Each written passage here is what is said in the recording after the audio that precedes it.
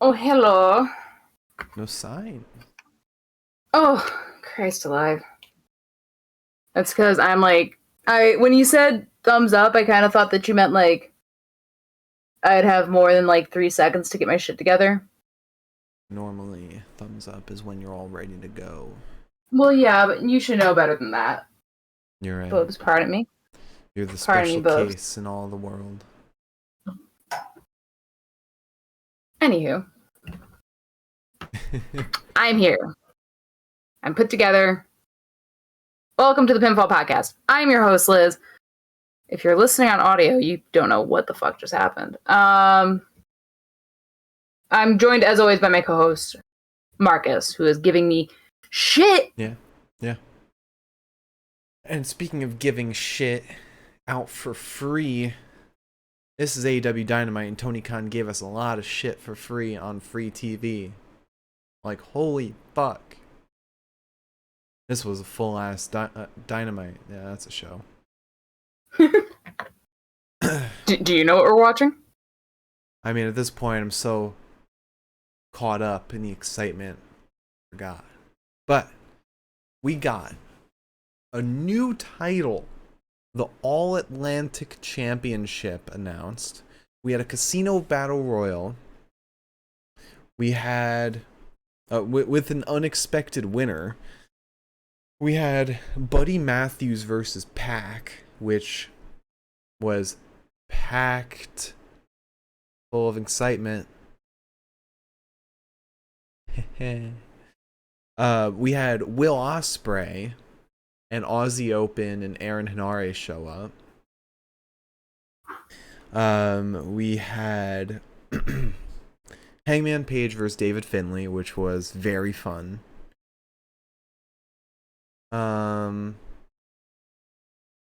Adam Page announced he's challenging Okada for the IWGP Championship, but then Adam Cole might be throwing his hat in the ring too.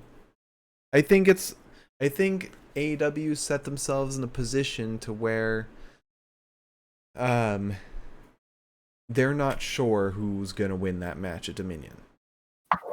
So if Okada wins, they have Adam Cole lined up. If Jay White wins, Hangman's lined up. So either way, they have a challenger. But in addition to that, we got announced for next week a triple threat tag team ladder match for the AEW tag titles. We also got Marina Shafir versus Thunder Rosa for the AEW Women's Championship. And we got Kyle O'Reilly versus John Moxley to go to Forbidden Door and challenge either Haruki Goto or Hiroshi Tanahashi. Chock full of shit. Slapping it right in your face. So what do you think of that title? First of all, I was shocked that we got this brand spanking new title and we didn't have at least a week of buildup of Tony saying, "I've got a big announcement." Yeah. Because normally that's what we get. Yeah, this is definitely going to be super exciting. It's like if I think the case here is because it's the All Atlantic title, meaning it's like an international title. The tournament happening is between people of all different countries, and then it's gonna be a fatal 4-way at Forbidden Door for the title. It's probably a title to be brought over to like AAA, New Japan, and other places to just be defended. Yeah, spread the good gospel of AEW far and wide, if you will. Yeah. And it's another title to add to Miro's collection because he's 100% winning that title, the Fatal 4-Way. Yeah. There's no doubt about it in my mind. Yeah. That's but yeah. it of the little nutshell of today's Dynamite. You want to talk about some news? Yeah.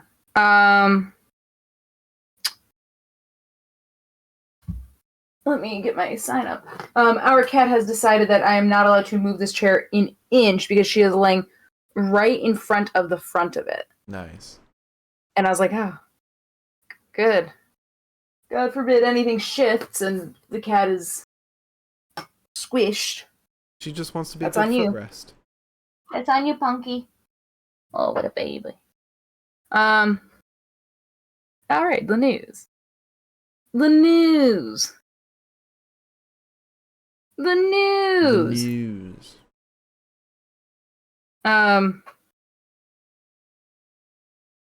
Let me just try to open the news.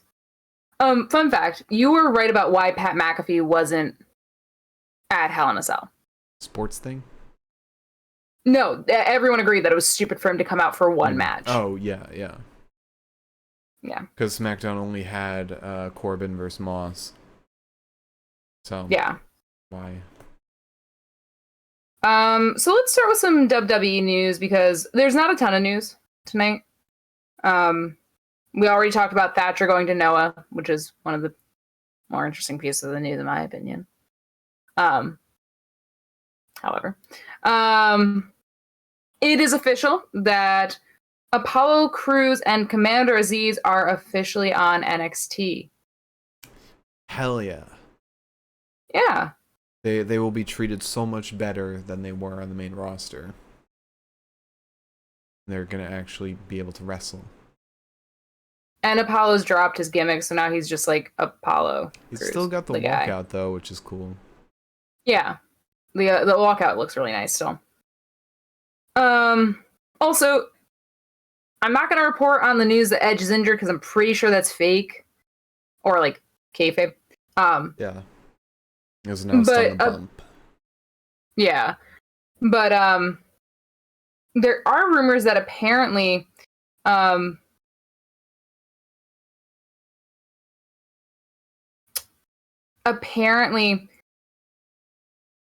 they want to go in a more supernatural direction, according to Fightful. They were looking for a more supernatural vibe, and apparently Edge didn't agree. He was opposed to it, and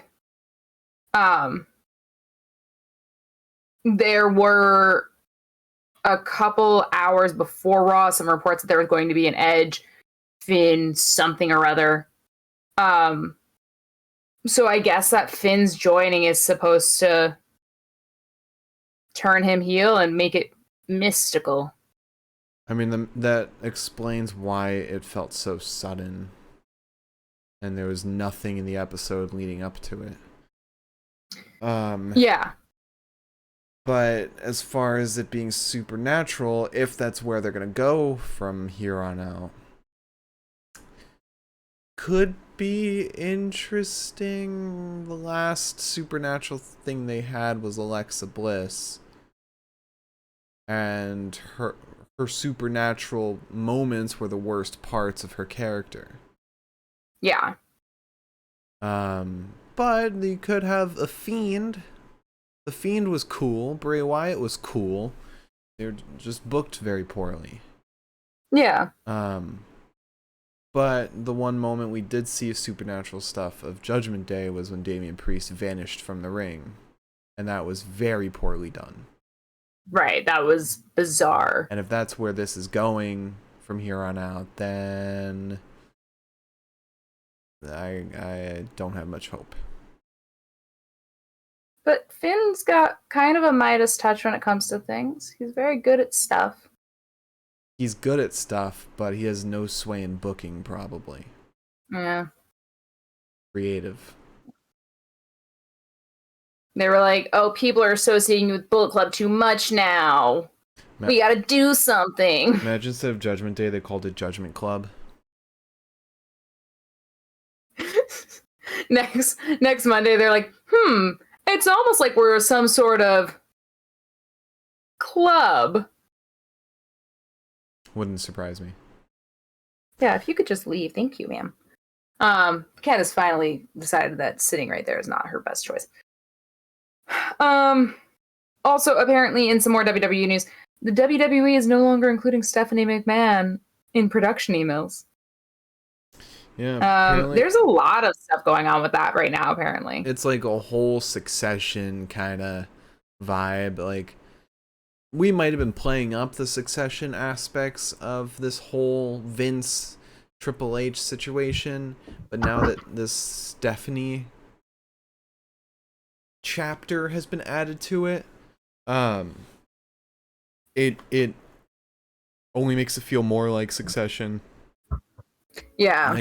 Like she was like forced out apparently, or like he was completely against what she was doing.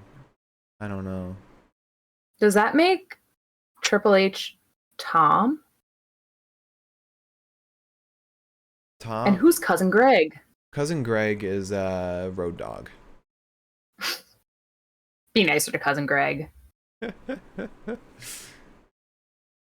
Cousin Greg might be soulless, but he's sweet on the outside. Who's Nick Khan then? Nick Khan's like, I don't know his name, but he's like the guy that's like always at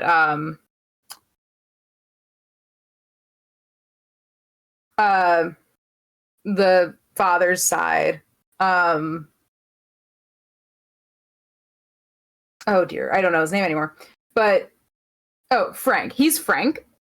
Frank is always at Logan's beck and call, no matter what. The thing is, we know nothing about this whole McMahon situation, but I cannot wait for somebody to write a tell-all or make some kind of documentary or the Dark Side of the Ring episode on this shit. Like, this is You're probably gonna have to wait till Vince is gone.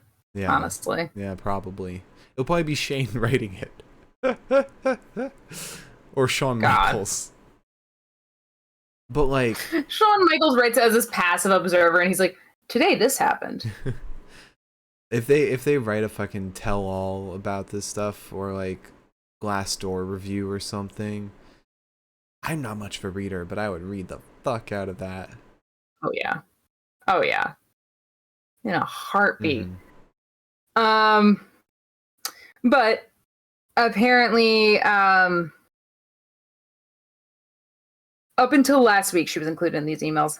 And the WWE chalked it up to housekeeping, which kind of makes sense. I mean, if I were to step away from my job, I don't think that they'd keep me in the loop on, like, company doings. Yeah, I mean, that just makes sense. Yeah. But apparently, all of this comes from a Business Insider article where a WWE insider apparently said that Stephanie was to blame for the company's shortcomings in not hitting certain financial goals. And Vince realized this and got rid of her. Now that's from Fightful as well, or not Fightful, sorry, Wrestle Talk as well. I got some bad news. I don't think she's to blame unless she made Raw 3 hours long. If anything, Stephanie's been, at least from an outsider's perspective, she's been really killing the outreach. Because we've seen her mingling with the GCW folks. She just got involved with fucking FaZe Clan. Like, she's extending her branches far and wide. But we don't know the inner workings of WWE. We don't know, like, what these shortcomings are. All we can do is hope and pray that we hear about it all one day. Maybe Stephanie will open up, or Shane, or Nick Khan, or Road Dogg. But yeah, all we know is that what started as Stephanie leaving to be with her family, be more with her family and her husband, who recently had a heart event, it doesn't seem that simple now. Right. Seems much more complicated. Yeah, I don't know. It's rough, as they say. Yeah. Look forward to seeing where this develops. Yeah. Also, Finley apparently is returning to the WWE main roster as a producer. Oh, cool. For SmackDown. Yeah. Good for him. So he's back. Also in sort of WWE news, apparently Bryan Danielson and Renee are going to reunite at StarCast V5, whatever. I just read things. That's the one that has Ric Flair's last match, right? Yeah. Wow. They got a lot of money. Yeah. Well, I mean, they only do every so often. Yeah. Right? Yeah, they haven't done it in a while. But yeah, it's going to be it's going to be an episode of The Sessions. So. Oh, okay. I think that'll be super fun. Yeah. And I believe our last piece of news is just that Kenny, by God Omega, is undergoing plasma treatment for his injuries. Now, do I know what that means? Do I want to watch this video? No, I don't. But there is a video from Life Med Institute. I think the takeaway... Oh, yeah, go ahead. I was just going to say, it's kind of funny that this video is posted kind of like as an advertisement in a way. It's just like, find out how platelet-rich plasma can be used to help with muscle, joint, and tendon pain. Give us a call today or visit lifemedinstitute.com to set up a consultation. And then it just adds Kenny Omega. It's not like, oh, AEW superstar fucking Kenny Omega comes to our institute for his injury repair. No, they're just like, and there's this guy. There's this fucking guy. Who is he? We don't know. It's like Brandon Cutler recording it. It's just from an episode of BTE that they pulled. Yeah. It's kind of sad the more that I hear about his injuries. Yeah, but... But, I mean, thinking about it, most of his matches were with these injuries recently, like in the past few years. And he's had some of the best matches of all time while on these injuries. So imagine a 100%, maybe he did say he wouldn't be 100%. So like an 80% Kenny as opposed to a 50%, which he has been. I can't wait to see what Kenny pulls out of his hat once he finishes recovering. I just want to see him come back, honestly. Yeah. That's all I can ask for. Yeah. Just imagine, like, all these new signings while he's been gone. Like, imagine him versus Buddy Matthews. Yeah. Imagine him versus... Well, I mean, there's no possibility he'll be at Forbidden Door, so... But imagine him versus Swerve. Him versus Keith Lee. Him versus Kyle O'Reilly. Yeah, no, I mean, it's going to be sick. Yeah. There's no doubt about it. Imagine Kenny versus Cesaro. Who? The Twitch streamer? Claudio? Cameraman. Claudio's Cafe? Claudio Castagnoli. Love that guy. Swiss. So that's all the news? That's all I got. Alright, let's talk about Dynamite. So, Dynamite. starting off Dynamite was the Casino Battle Royal. Now, we completely forgot what the rules were before going into this. But then, as an explanation, it is Royal Rumble rules, sort of. But instead of all coming out individually, with the intervals in between, everyone comes out in suits. In groups of 5, so starting with I think clubs started, then the spades and the diamonds and the hearts, and then the Joker. Yes. So our first suit. Thank you. God, that. Our first suit is Darby, Tony Nese, Daniel Garcia, Lance Archer, and Eddie. Mind you, only Eddie and Darby got walkouts of these 5 men. Now, let's be honest. Taking notes during a battle royal is actually very difficult, so just bear with me. Eddie immediately pounces on Garcia while everyone else just kind of fucking stands there and watches, which I thought was really fucking entertaining. Tony then, like, Eddie and Garcia kind of fall to the wayside. Tony thinks that he's teamed with Lance after sending Darby to the ringside. But then Lance chokeslams Tony. Darby gets back in, hits Lance with a skateboard, which doesn't do that much until it does do something. And Lance ends up ringside.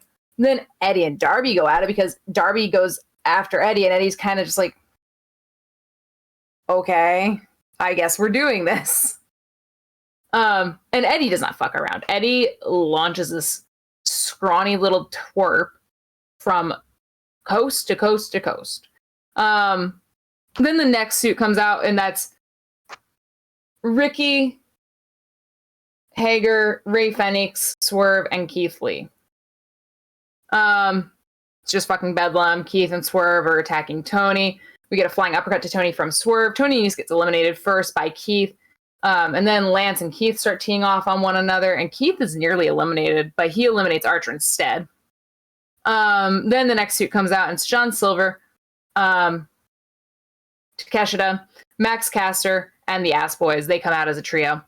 And then nothing really important, or not nothing important, but nothing of note happens, because then it's like it was a while before people got eliminated. It was like 14 people in a ring at the same time, and I was like, this is a lot of people in the ring at the same time. Then the next suit comes out, and it's Powerhouse Hobbs, Bobby Fish, Kyle O'Reilly, Dante Martin, and Wheeler Yuta. And we get a thrust kick to Caster from Fenix. Caster gets eliminated by Fenix. Keith then eliminates the Ass Boys, and then Swerve eliminates Keith because Swerve has gone full bitch mode. So fucked up. So fucked up. Yeah. They broke and up. then the Joker comes out. Oh, sorry. And they broke up Keith and Swerve already. Yeah, that was really fucked up considering they were a fun tag team. Yeah. But at the very least, I don't feel like this is like one of those things where they were just told by like creative that they were going to do this. I am sure that they had a say in it. Yeah. But that just means that I'm mad at Swerve and Keith. Yeah. And then the Joker comes out, and I think everybody kind of thought that the Joker would be someone big, somebody new. I did not, honestly, because this felt very like last minute. Yeah, like no, that's completely fair. I had hopes, but I think that's just because I've been jaded. And the Joker's Andrade. He comes out. Hager eliminates. Yeah, that it sort of kicks off after. Oh boy, I love talking words. Hager eliminates Eddie. It kicks off after the Joker comes out. But Hager eliminates Eddie, and then Garcia, not on purpose. And then Hager goes out, courtesy of Wheeler Yuta.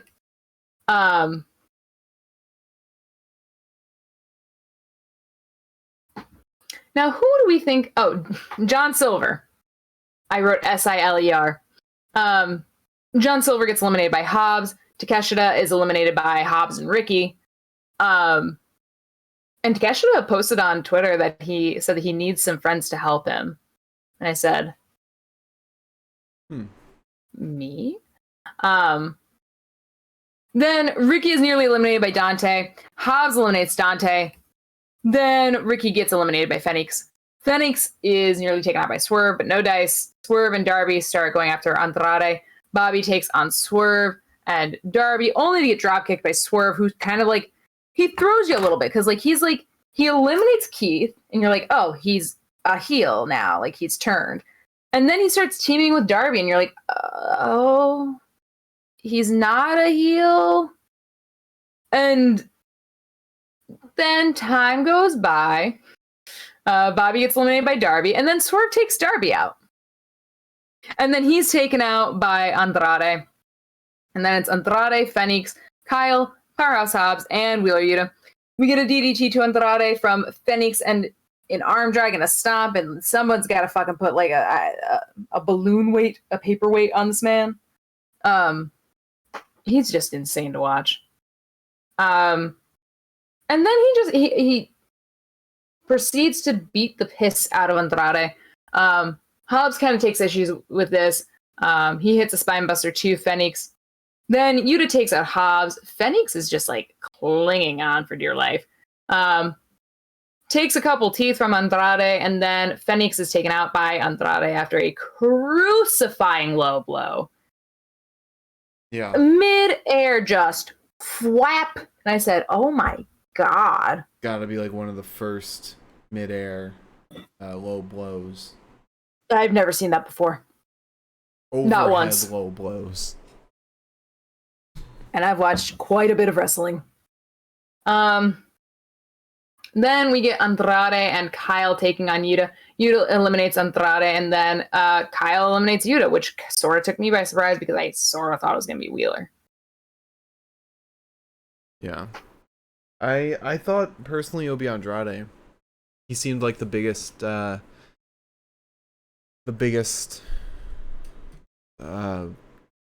factor, I guess, or the biggest match for Mox. Plus, that would put him that would shoot him up higher so much higher than he is right now, and to a spot that he definitely deserves, which is in the main event. They need to get that man in the title picture ASAP. Not the TNT title, the world title. That man deserves it. But Kyle O'Reilly will later on fight Jon Moxley for a spot at the match at Forbidden Door. But before that, we have a promo from Mox. He says, "For 3 years, I've been big game hunting in New Japan Pro Wrestling. I've been blazing the trail with AEW. Funny how things work out. It's been a strange year. In January, I was gonna grab pro wrestling by the balls. Tonight, it's Wednesday. It's Wednesday Night Wars come to life. Kyle, you're in with the wrong guy at the wrong place at the wrong time. Forbidden Door belongs to me. A moment 3 years in the making.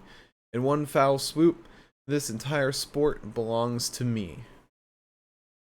And then, off the cuff, we go back to commentary, and they straight up announce a new championship, the All-Atlantic Championship. We get a whole video package for it, and basically it seems like it's an international title similar to what Stardom has. Hopefully that's the case. And Stardom has a championship where it can only be defended, or it can only be challenged by people of a different nationality from the champion. Which I think it's held by a Japanese person now, so it can only be defended against non-Japanese people. I think, at least. I don't know if she lost it, but I don't know enough about Stardom. Yeah, I gotta watch more.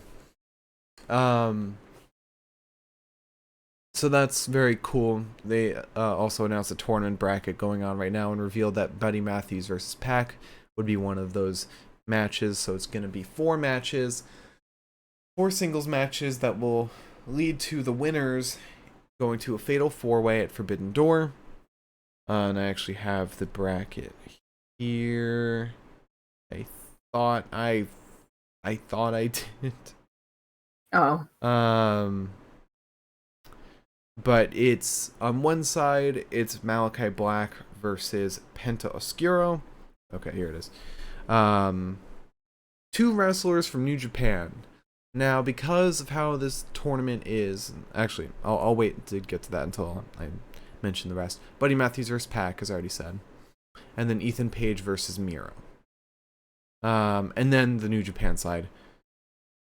And since this is all people from different countries, probably be 1 person from Japan and 1 person from elsewhere, which is very... Which New Japan has a lot of. Yeah. I mean, one of them could be Minoru Suzuki. Imagine Suzuki versus Miro.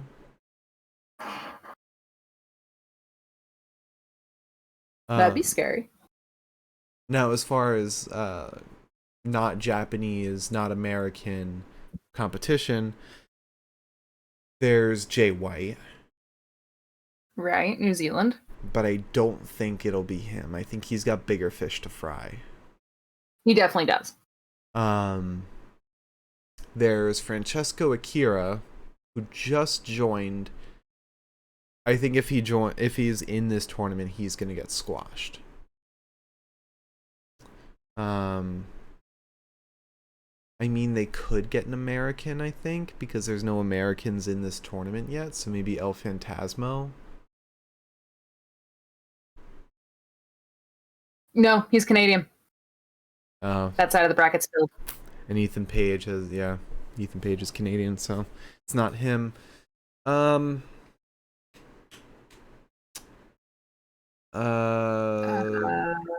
Hinare? New Zealand, I think. No. Aaron Hinare. Where are you from, Aaron Hinare? I have no clue. Aaron Hinare. No, not Henry. Hinare. He's from New Zealand. I literally was like trying to think, and I was like, I can't remember if he's got an accent or not. It's that mustache. He talks, and all I'm looking in is a mustache. Let's see. I want to see if there's a. God, there's gonna be a lot of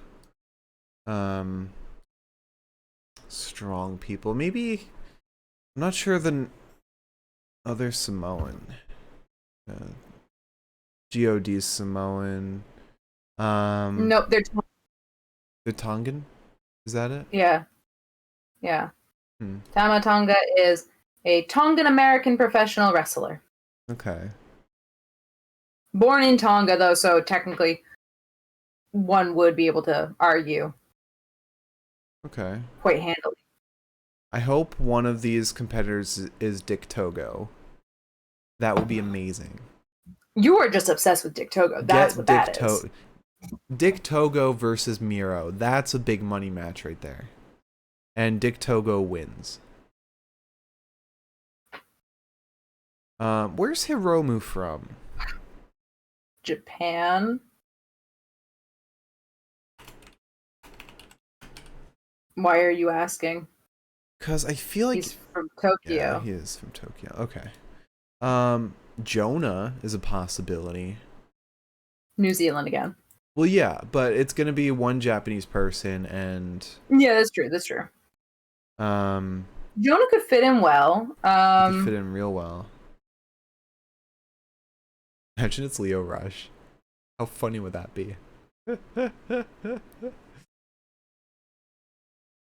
Son of a bitch. There's also Robbie Eagles. No. He did feud with Yuta for a little bit during the Super Junior. I don't care what Robbie Eagles is up to. Oh, they should have Taguchi. That would be sick. No, they need to have Taguchi, and they need to have. Why is his name fucking escaping me all of a sudden? Oh my god. He's literally he and Trent.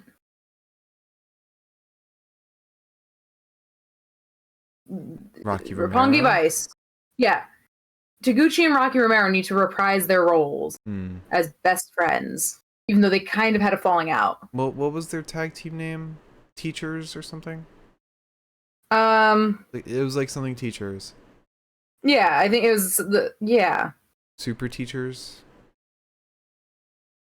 I think we can safely confirm that one of the wrestlers is not Zack Sabre Jr. because we already have an Englishman in the tournament. Dude, wait, isn't Danielson injured? Danielson is injured. Fuck! All I wanted! He might be back for Forbidden Door, though. Fucking better, man. It's a possibility. But 100% Miro's winning that tournament. Like, that is... There is nobody beating Miro. This title is just for Miro. And I can't wait. Maybe they'll get Titan. Titan's a possibility. Titan is a possibility, yes. He's on their roster page. Or their profiles page. Kenta could be in it.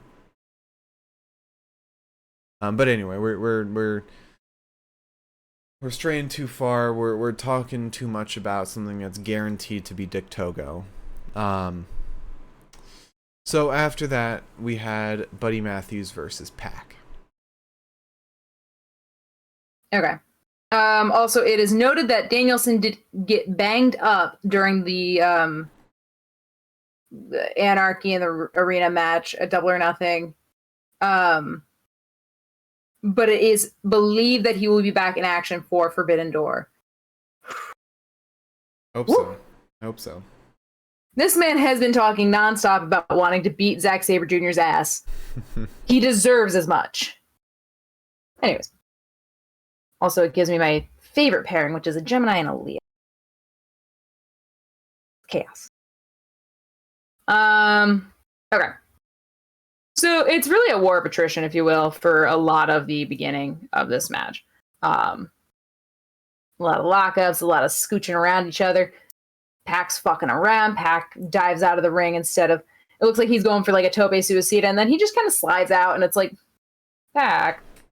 So yeah, Pac fucks around with Buddy for a little bit before tossing him ringside, brings him back into the ring, goes up top, gets dislodged by Buddy, and then he's put on the shoulders of Buddy, and you're like, oh my god, what kind of crazy shit is Buddy gonna do?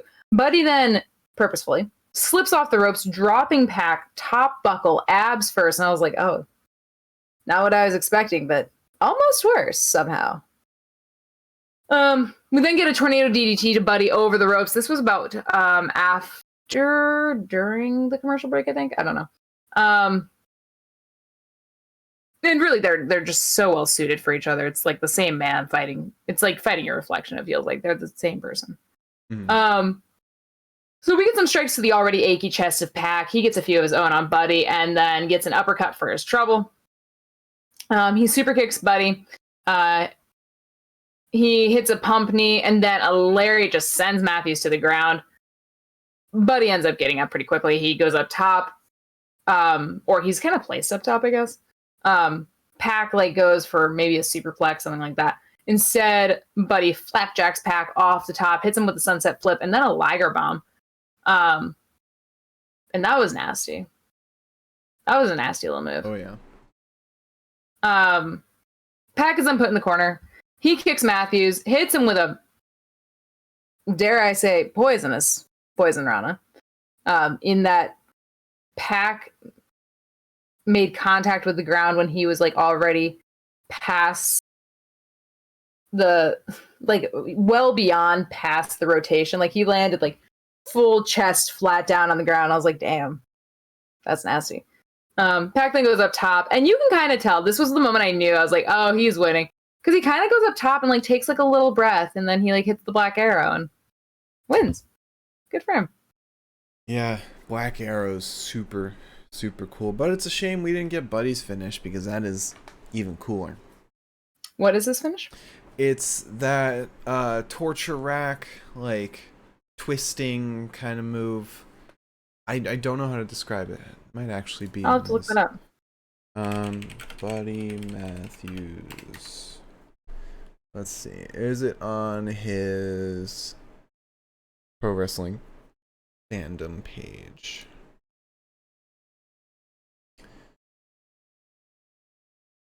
Well, there's the Murphy's Law, which is pump handle lift into Samoan drop or Death Valley driver.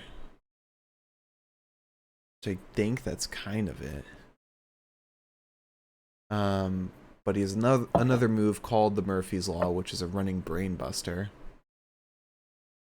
Two moves called the Murphy's Law. Huh. Okay. Yeah. Anyway. So after that, we had a promo from Eddie Kingston. He said, Jake Hager, you cost me a chance to be world champion. Garcia 2.0, whatever you call yourselves. Chris Jericho, I hope you're watching. I'm still gonna get you. Don't count me out. I see it's 30 sec. He's talking to the crew guy. Don't count me down. I see it's 30 seconds. Jake, I want you on Rampage. I'm gonna fight you. And he drags over the crew guy, PA or something, and says, now you can tell the truck I'm done. God, Eddie's the best. He's the man. He's so fun. Then we get Trent in the ring. And Trent says, I'm kind of bummed out. Today was supposed to be National Best Friends Day and my friends aren't here. Where are his friends? Where's best friends? Orange Cassidy's still with him. Well, because Chuck is like of the disposition that he no longer has friends too, and I think they're kind of like there's a disconnect that they need to maybe talk through. What about Chris? Chris is with them. Chris just in the last BTE sent a knee into the gut of Chuck. Yeah. Wait, was that Chris? Yes. Doing the scary thing? Mm-hmm. Oh yeah, because Chuck popped out and said boo. Yeah. I don't know. I mean, Chris has been fighting them for a while. They're still friends. But what about Orange? Orange hasn't done shit. I mean, this team desperately did need to break up, but like, it feels so unmotivated.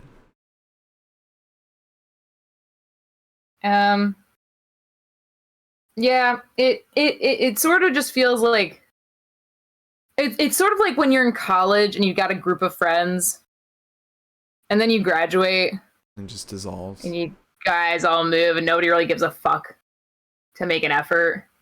Yeah. And then like a year later you're like, hey, I wonder how that guy's doing. Maybe when we used to like sleep in the same room. Maybe when Danhausen was a part of Best Friends, he accidentally cursed the whole group. Maybe. Or just Trent. Because Trent seems like he's the worst off right now. I don't know. Chuck seems down bad. Yeah, but we haven't seen Chuck. We've only seen Trent's misery. Chuck could still be talking with Chris or Orange.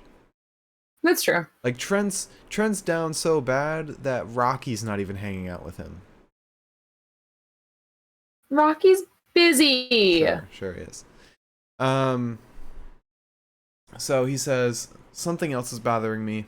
Me and Rocky had a match for the ROH tag titles. We didn't win, but we didn't lose. Roppongi Vice deserves one more shot. I know you boys are back there. FTR, come out here and make things right. FTR comes out. Cash says, as much as this pains me to say, you're absolutely right. It doesn't sit well with me or Dax. We want to show these people we're the single best tag team on this planet. Dax says, Trent, if it was to us, we'd come out here and give you a treat with these guys. Your partner isn't here. The problem you have shouldn't be with us, it should be with the guys who attacked us. Will Ospreay's bitch boys. And then the United Empire music plays. And then out comes, you'd think it's gonna be Cobb and Khan. But no, it's Will Ospreay, who seems to be doing well and being healthy now after, what was it, a kidney infection? Is that it? Yeah. Man, that must have sucked. But dude was like mad sick. Glad he's okay though. Yeah. But yeah, he comes out, doesn't say anything. But then Aaron Henare and Aussie Open come out and attack everyone.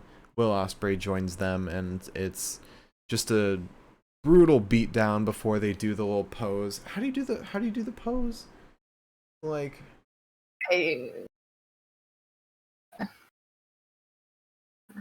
something like that. Yeah, something like that. It's like, no, it's out because they do like the crown. Wait, I want to look this up. United. Was it this way? Higher hand gesture.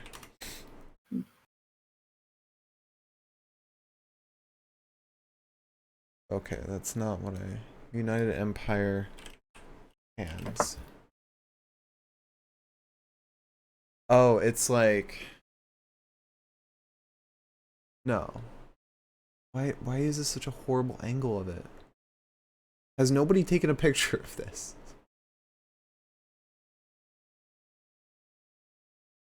United Empire. Mark, you're missing everything that I'm doing. What? You know how you do it? Oh.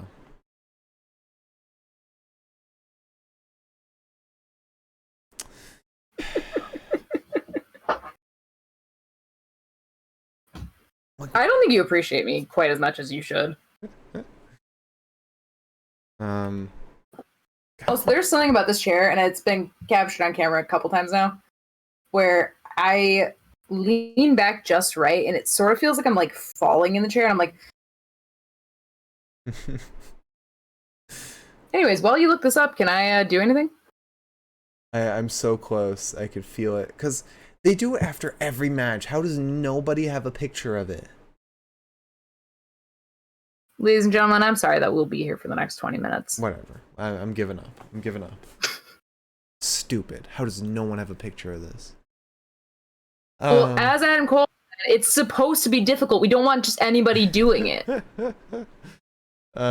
So then we get an interview with Undisputed Elite and William Regal.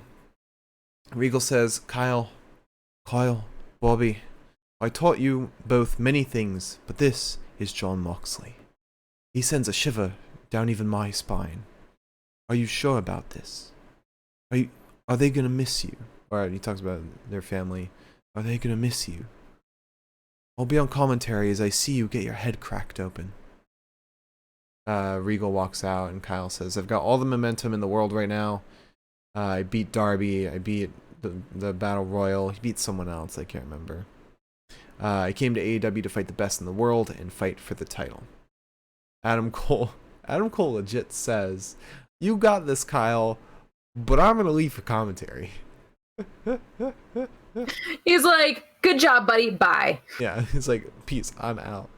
I have other things to do. So then we get Hangman Page versus David Finley. Yes, we do. Yes, we do. Finley's got a short hair now. No long, messy bun. It's fine. Just fucking cry. So it's very clear that this is a very different David Finley, by the way. This is not quite the David Finley we're so accustomed to, because Finley, pretty much to start the match, shoves Hangman. Like, shoves him hard. It's this. I'm so happy you figured this out. You know what's funny? I was getting nervous. You know what's funny? The picture I found isn't of any core United Empire member doing it. It's of TJP doing it. It's the only TJP's a core member of United Empire. It's Empire. not like a core member, because the core members are like Ospreay, Khan, Cobb, Hinare, maybe Aussie Open. That's what they want you to think. TJP's just out here losing Super Junior. Hey. TJP tried really hard. He got vaccinated, okay? He had a great match against Yuta. That was sick. Yeah, good for him. Anyways, yeah, so Finley shoves Page. Page shoves him back. We get a weird sort of like pounce to Finley, and then a drop kick right on the button, as they say, to Mr. Hangman. This turns into Finley with a hammerlock on Hangman, and then a shoulder tackle to him. Hangman gets free. And then Hangman just wrecks Finley with a spine buster. Pardon me. You're not pardoned. Thank you. He goes for the drop kick again, Finley does, but Hangman dodges it, flattens Finley. Finley then gets dove out upon, sending him skull first into the metal rail of the barricade. Fun times for all. David then dodges Hangman, and we get a chop block to him that basically like looks like it breaks his leg in half a little bit. Hangman sells it like nobody else. And then I think around this time we went to commercial break, and Finley gets Hangman trapped in the apron and is just wailing on him. Hits him with like a couple of headbutts, and I was like, I don't know this guy. I've never watched this man before. This is an angrier David. So we get a boot to the face of Finley. I guess like once Jonah attacks your little brother, then like all of a sudden it's like you lose a part of you. We get a boot to the face of Finley as he goes for kind of like a little leg submission. He then goes for the crossbody on Hangman, but Hangman catches him, hits him with the fallaway slam. We get a lariat to Finley and a big chop. Hangman goes over the top rope onto Finley. And then we get a big old powerbomb to David, but it's not enough to get the pin. He goes for the Deadeye, but Finley lands on his feet, kind of like shimmies his way over. We get a big old backbreaker, no pin. And then Finley hits the uppercut, hits the crossbody successfully, but this time Hangman holds on to him. However, Finley reverses it with the inside cradle, and then German suplex nearly lands Mr. Hangman high up on his head.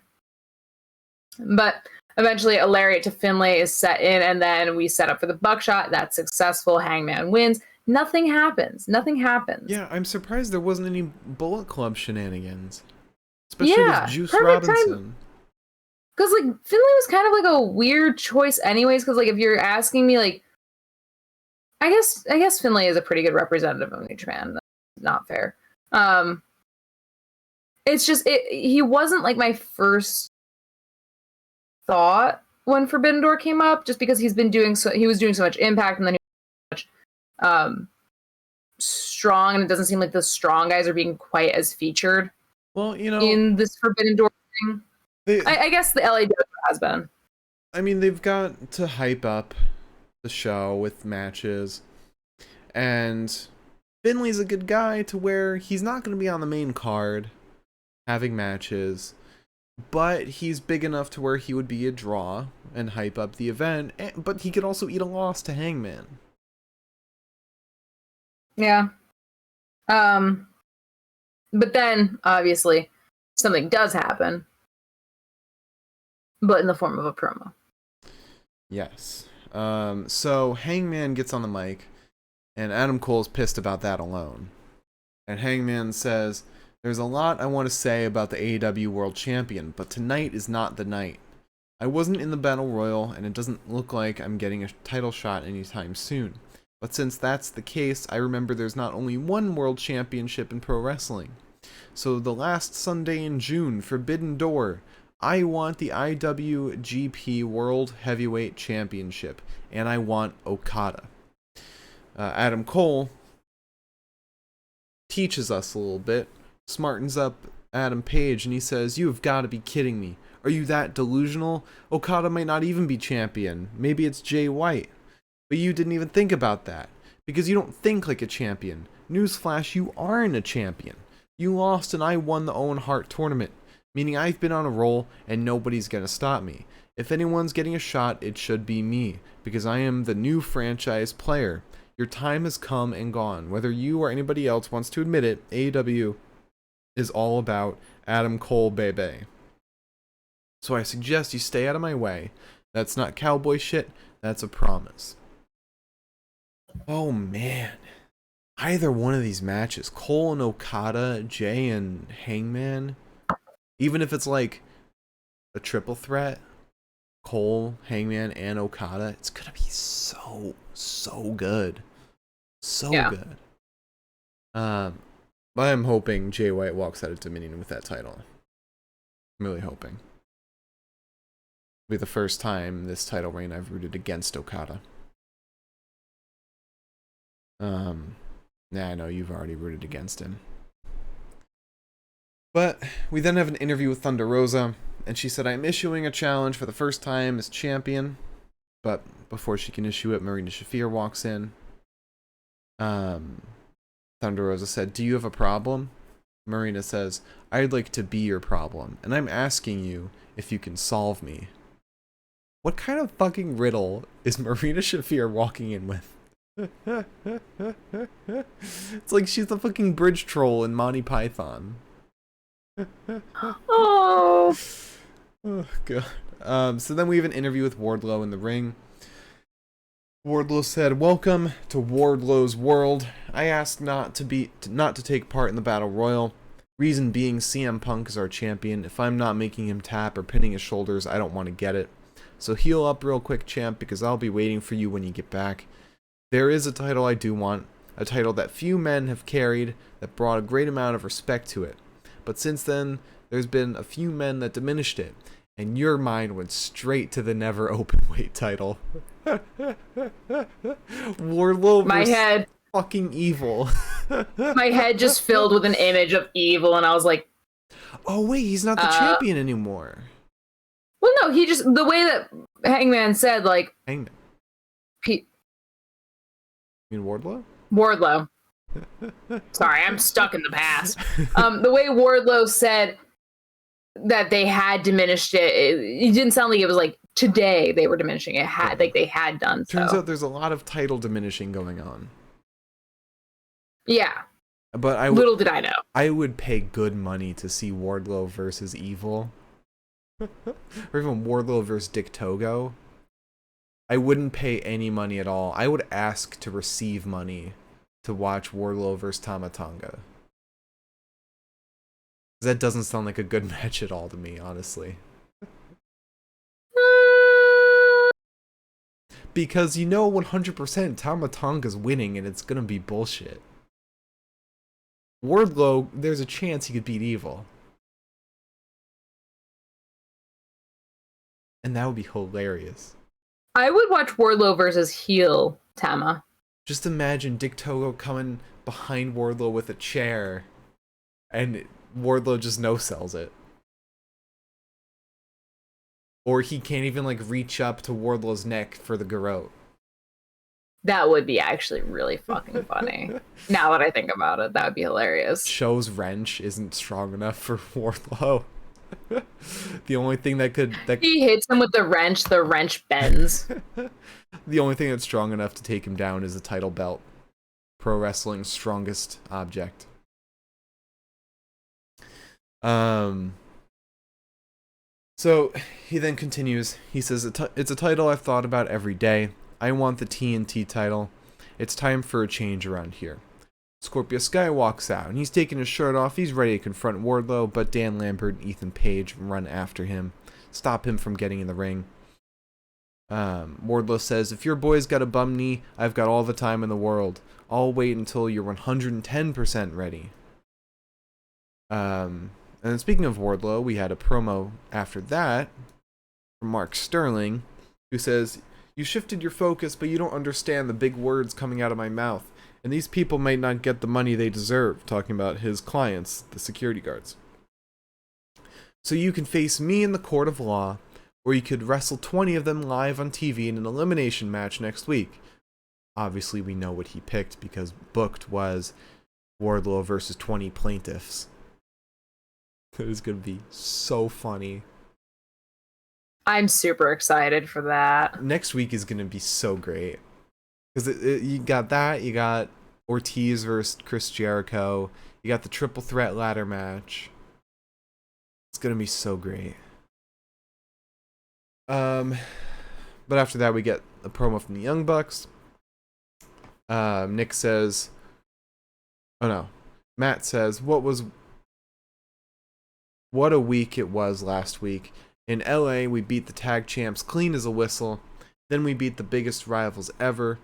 The Young Bucks are back, baby. We want our tag team titles back. But then we get some knocking, and the Hardy Boys walk in. And Matt says, you were talking about winning matches and that you deserve a title shot, but we beat you clean as a whistle. And then Jurassic Express walks in, and Christian does all the talking here, unfortunately. And he says, couldn't help but think you guys think you deserve a title match. You have to earn it. But you did pin Jungle Boy. When the titles are on the line, things will be different. I'm throwing out a challenge, a match that put us on the map. Next week, for the World Tag Team titles, Hardy Boys versus Young Bucks versus Jurassic Express in a ladder match. That is gonna rock, and it's probably when Christian's turning on Jungle Boy. Hopefully. Say that every time. Yeah, I know. We keep thinking. Literally, like, we're gonna get to the point where, like, Christian's, like, holding a knife behind Jungle Boy's back, and Jungle Boy turns around, and Christian just hides, and he's like, whoop! stuff. And then just Jungle Boy's like, oh, a knife for me.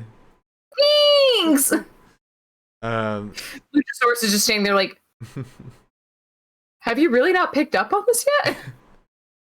So then we get Marina Shafir versus Thunder Rosa. And can we talk about Marina's entrance real quick? You don't like it. I mean, I like it. It's a good song that fits her, but you're never going to get a crowd popping with that music.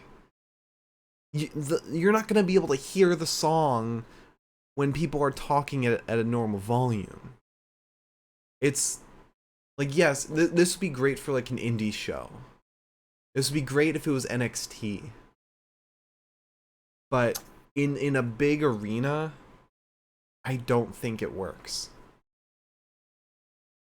There's no, because like you had her walk out, and then immediately after you had Thunder Rosa's walk out, and the contrast was so stark. Zoe Stark? I miss her.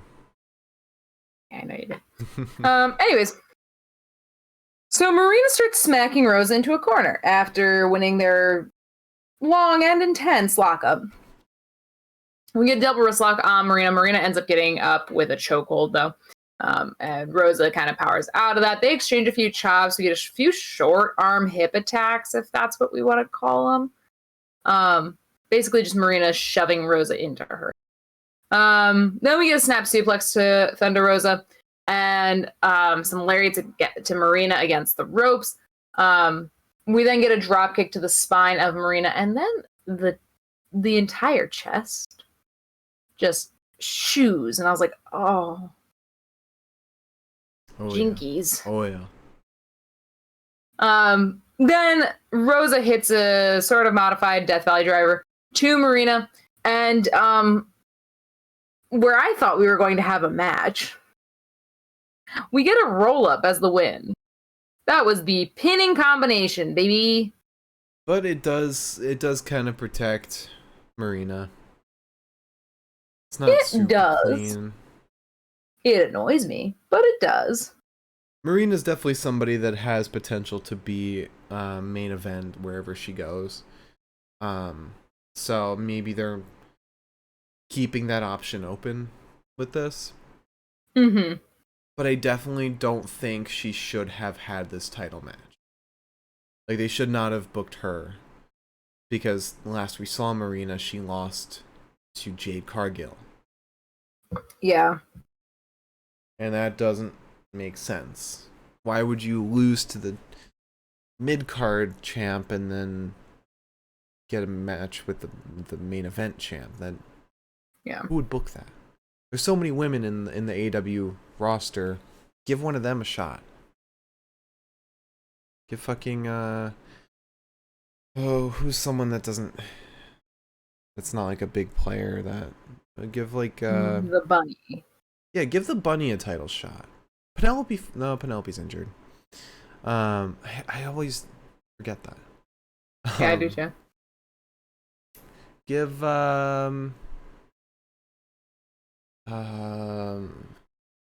talked a big game and now here I am. Well, the Bunny is a good one. Diamante. Remember her? That's a name. Or Emi Sakura, if she's still around. But I mean, she's on Chakra Pro again now, but I don't know if she's if she's also making appearances in AEW still. Could have had fucking Abaddon. Yeah. She's been winning like crazy. I don't know. Save Jamie Hayter for Layla Hirsch. No, she's injured, right?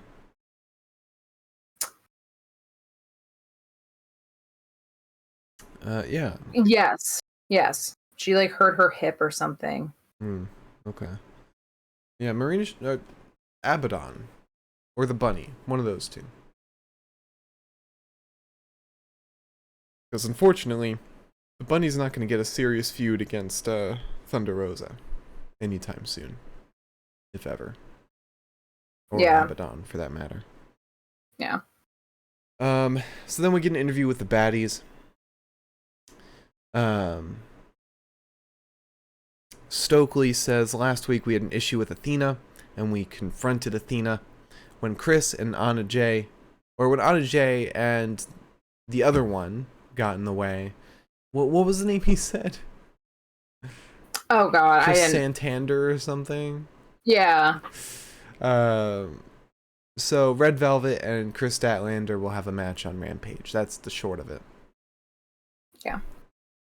And Chris is probably gonna crush her again, and she'll face Jade. Do you think she'll beat Jade? I hate to say this because I do love Jade as the champion. I also really, really, really want Statlander to have something. Yeah. I think she'll lose, though, just so that Athena can get that title. Yeah, you make a point because so it makes get a shot at it while it's still viable, because the moment it changes hands. Yeah. I really want Chris to do something. I mean, Chris, there is a good possibility Chris could get it. Like, we can't count her out just yet, just because Athena showed up. Like, Athena could be the side player, and Chris is the main character here. But we'll just have to see. Alright, so finally we have Kyle O'Reilly versus Jon Moxley. Winner goes to Forbidden Door for a chance at the interim AEW championship. Yes. So we start with, I don't know what it's called. William Regal says something along the lines of a Cornish hike. And Regal is thrilled to see this move. I didn't see anything unique, but I also just wasn't looking. What do you say the move was? It's not what it's called. I can guarantee you that much. I looked it up. Oh, okay. You looked it up. Yeah. But apparently, the Cornish folk have a long history of wrestling. Okay. So, anyways, not the point. Learned that one while I was looking it up, though. We get a slap to Kyle. And that's basically all they try to do for like a hot minute. They just try to slap each other. And I was like, oh, okay, I love it. We get a hammerlock on Kyle. He wants the Jujikatami, but which is just a fun way of saying armbar, I'm realizing. But I can't help myself, and I like saying Jujikatami. Oh, was the Cornish hug? Maybe. Because Cornish hug is a real thing. And that's the closest thing to hike that I've seen. Okay, that's fair. Because I'm on a Wikipedia page for Cornish wrestling throws, and this shit is crazy. Yeah, no, that's what I was saying. It's like they've got a whole history, and I was like, oh damn. They've got moves called sprags. I didn't even know sprag was a word. That's my new guess for Wordles from now on. I think that we need to start watching some more wrestling, Mark. We don't even have time for Stardom, but we're gonna start watching Cornish wrestling, Cornish heaving, as they call it. So yeah, O'Reilly goes for the Jujikatami on Mox, but Mox gets free, pulls kind of a Danielson, stomps on the skull a little bit. Then we get a couple lariats against the buckles to O'Reilly and a drop kick to the knee of Mox. Sort of slows the man down. At least slows him down enough to get a dragon screw on him. We then, however, get a kick to the leg of Kyle and then several headbutts. And at this point, Mox is bleeding. And not because he bladed, which I thought was interesting. We then get the hammerlock. I said for once. Yeah. We then get the hammerlock choke on Kyle, but Kyle grabs the rope with his teeth and gets a nice kick to the ropes, launching the rope further into his mouth, which looked so fun. And then it looked like the top rope hit him in the forehead. Yeah. Very typical Kyle. We then get the hammer and anvil elbows to Kyle, but he gets out. And then Mox, who has pulled out moves from Yuta, from Danielson, from the Cornish folk, later on from Regal, pulls out a move from his WWE repertoire with an RKO out of goddamn nowhere. I think he's used it once before recently. I think so. I don't know. I think it was in the Anarchy in the Arena, actually. I think so. I don't know. If he did, I didn't see that. Also, apparently, you know the move, the Snapmare? There's a variant called the Flying Mare, which we might have seen a couple times, which is a Cornish move. Very common move turns out to be Cornish. Well, would you look at that? The Cornish folk. Back at it again. We then get a triangle sleeper on Mox from Kyle. Mox starts kind of powering down. Kyle then lets go for no good reason. We get a heel hook on Mox, and then Mox breaks that up with a closed fist to the face of Kyle and a pile driver. Then they slap each other again for a little while. Until Kyle kicks and unloads. We get a Saito to Mox, but Mox kind of powers up a little bit. And then we get a Saito to Kyle. And Kyle just kind of powers up a little bit. And then we get some lariats to one another. Mox gets the bulldog choke on Kyle. Hits him with a couple of knees. And then hits him with the Regal knee. So nice. And then finally we get the paradigm shift for Mox to win. Not shocking. Still fun. Yeah. Very fun match. Very exciting. The best part is Kyle was not my first choice for that match, and I'm glad he got he got it. Would have loved Andrade more though. Yeah, I wasn't upset with this. Not in the slightest. In general though, Andrade just needs more credit. Yeah. Dude's hella fucking talented. You're not wrong. Yeah. Alright, so that's our recap. Liz, would you like to talk about the best of the night? I would like to talk about the best of a night. Alright, so let's talk about promo of the night. And man, you had Eddie's promo, which was hilarious. Trent's promo with FTR was great because we got United Empire involved.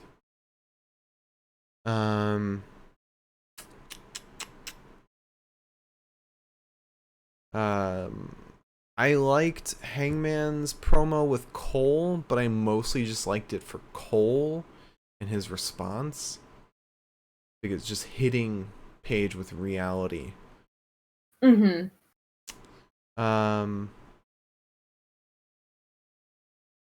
Yeah, that's really it. I'm partial to the Trent FTR United Empire segment. I thought that was a lot of fun. Yeah, I'll give it to you. Okay. All right, let's talk about Wrestler of the Night now. 3 options, and we're gonna be agreed. I know that for a fact. All right. So, ready? Are you ready? Yes. Sorry. Aye, Captain. Kyle O'Reilly. That's a wrestler. Rey Fenix. Or Andrade El Idolo. Kyle. No, we're not going to be agreed. Who were you going to say? I was going to say Andrade. That yeah. Overhead low blow. Yeah, that was cool. Dude but killed it in that match. He also sold a shit ton for Fenix and Kyle too. I don't know. I loved Andrade in that Battle Royal. But I do got to give credit to Kyle, who pulled double duty and still wrestled a banger in the second match. I thought it would be Yuta because he hadn't really done very much in the Battle Royal, so I was like, oh, they're saving his energy for the main event. Probably so he could bleed a lot. No. Kyle just likes to abuse his body. Mm-hmm. So I'll go with you. All right. Match of the night now. Also, I've reached over 1,000 rated matches this year. Nice. All right, so as always, we'll go from the worst match to the best match of the night. We'll talk about which match is the match of the night. So, worst match of the night. This wasn't bad by any means. It's just compared to everything else, wasn't as good. And that's Marina Shafir versus Thunder Rosa. Okay. I thoroughly enjoyed this match. 6 out of 10. Thought it was very fun. The finish was a bit eh. And it was on the shorter side, of course, because it's AEW. But this was still a ton of fun. Next, 7 out of 10. Adam Page versus David Finley. Great, stiff fucking match. Loved it. Next, 7 out of 10. Buddy Matthews versus Pac. Not quite the banger we all expected, but it was still a ton of fun. Yeah. And these guys, it looked like they drained the hell out of each other. Even though it was probably just them selling, but it just goes to show how good they are at selling. Yeah. Next, 7 out of 10, the Casino Battle Royal. This was a fun Battle Royal, especially when it got to the final 5. Even maybe like the final 10. It was a lot of fun. They did a really good job balancing keeping people busy on the edge of the ring and highlighting one or two people in the middle. Thought that was really well balanced. But it's nothing compared to the match of the night, in my opinion. An 8 out of 10, Kyle O'Reilly versus Jon Moxley. I cannot disagree. All right, so those are our bests of the night. I forgot to mention, if you have a question for us, please leave it in the chat now. If you're watching on YouTube, leave a comment and we'll get to it in the next one. If you're listening on Spotify, join us at twitch.tv/The Pinfall Podcast to chat with us live, or DM us on Twitter at Pinfall Podcast. You can ask us anything, wrestling, non-wrestling, anything you want. But Liz, in case there's questions coming in now, I have a question for you. With this whole tournament happening for the All-Atlantic Championship, if you had to book from promotions all around the world an 8-man tournament, where each person is from a different country,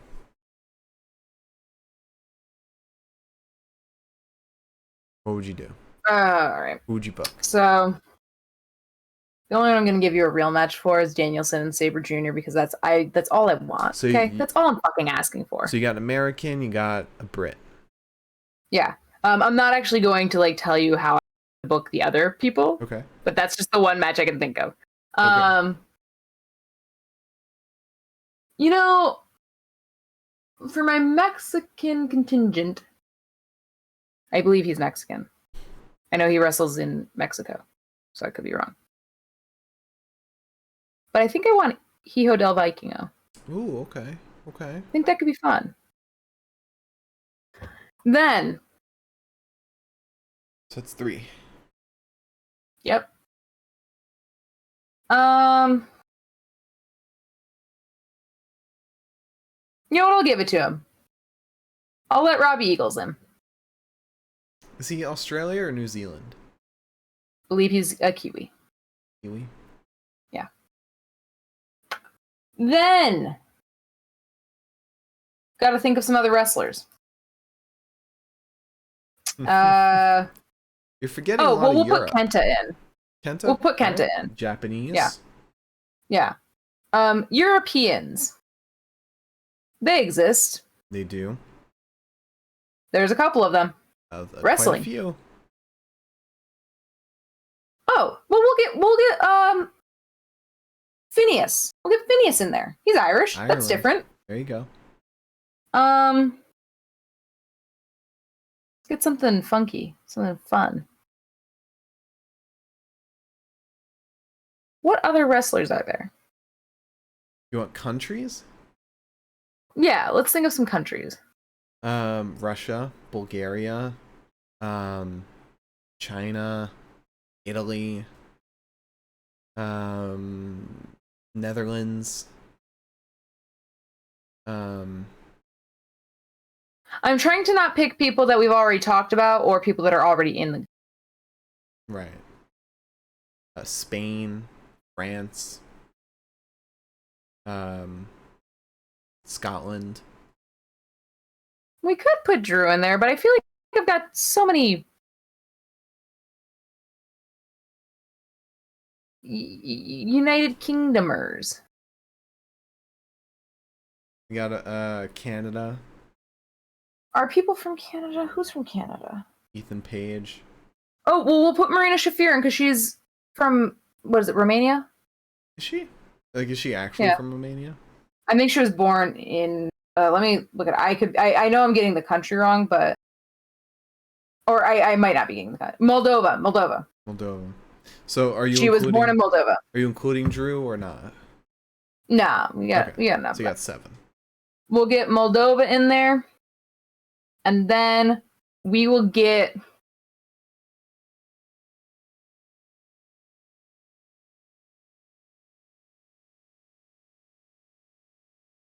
I mean...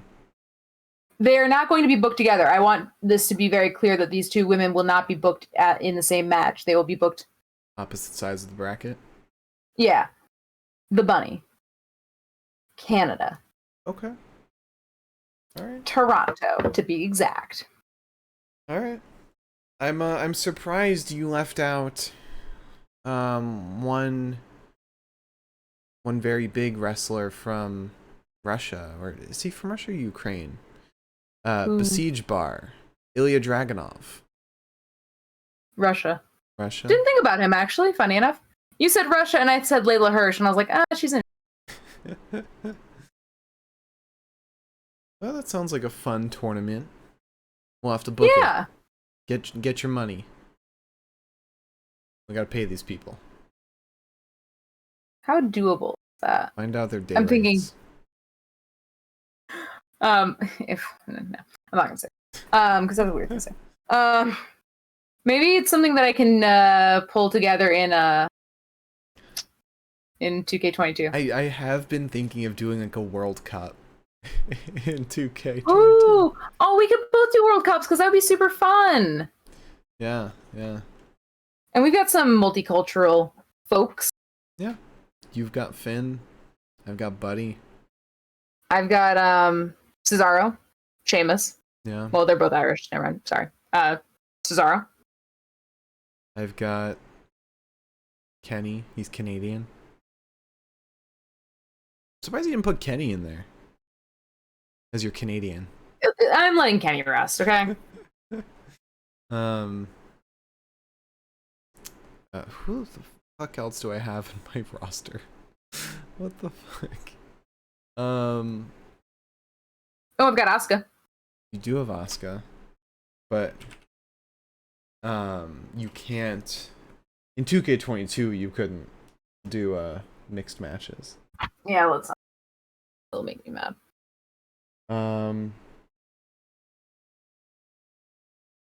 Got Mansoor. And you have Mustafa. Mustafa is from Chicago. True. Mansoor is at least actually from Saudi Arabia. Oh, okay. Josh Alexander and Kushida. I've got Legato. I don't know who I've got because I don't have my paper in front of me. And I've got Bobby Fish from that weird land known as Albany.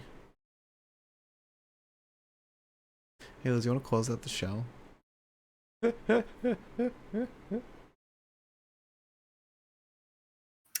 Also got Bobby. Yeah. Isn't Bobby Roode Canadian?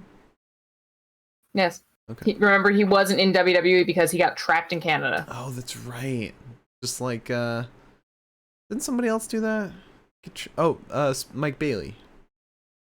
Mike Bailey got trapped in Canada in a different way.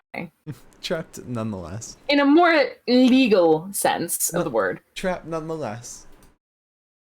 Yeah, if you tuned in tonight, thank you so much. And if you tuned in, thank you so much. These episodes will be going up. This episode and last night's episode. No, last week's episodes are going up on Spotify tonight. This episode will probably go up on Spotify sometime this week. So please tune in tomorrow for our Impact show, where we'll be talking about Impact and the impact that it had on our days. Unbelievable. Yeehaw! Shit I put up with. Alright, thanks so much for watching. Follow and subscribe, all of our stuff. Spotify, YouTube, Twitter, Twitch. Pinfall Podcast. I'm at the Mark Cameron on Twitter. Liz is at Eliza Elaine23. And we'll see you all tomorrow for Impact Wrestling. Remember to join us on Sunday for our Dominion, New Japan Pro Wrestling Dominion post show. We'll be making our predictions for that tomorrow during our Impact review. But again, thanks for watching. See you tomorrow. Bye-bye.